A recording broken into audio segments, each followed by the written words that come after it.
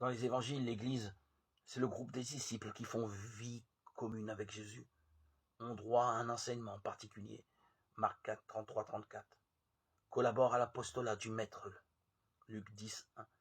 Ces disciples ne sont pas une élite, Marc insiste sur leur lenteur à croire, Marc 8, 14, 21. Jésus les éduque, peu à peu, aux mœurs de l'Évangile.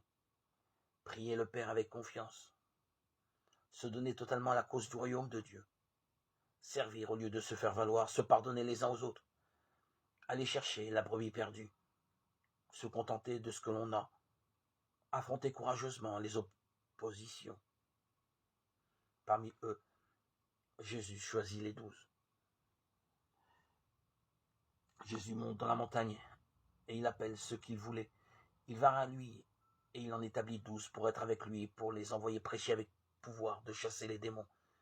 Il établit les 12. Pierre, c'est le surnom qu'il a donné à Simon, Jacques le fils de Zébédée et Jean le frère de Jacques. Et il leur donna le surnom de Boanerges, c'est-à-dire fils du tonnerre. André, Philippe, Barthélemy, Matthieu, Thomas, Jacques, le fils d'Alphée, Thaddée, Simon de le Zélote et Judas Iscariote, celui-là même qui le livra, Marc 3, 13, 20.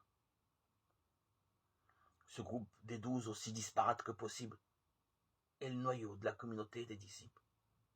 Le nouveau peuple de Dieu sera fondé sur le témoignage des 12, compagnons de Jésus depuis le commencement, témoins de sa résurrection. Ils sont envoyés par le Christ pour prêcher l'évangile à toutes les nations.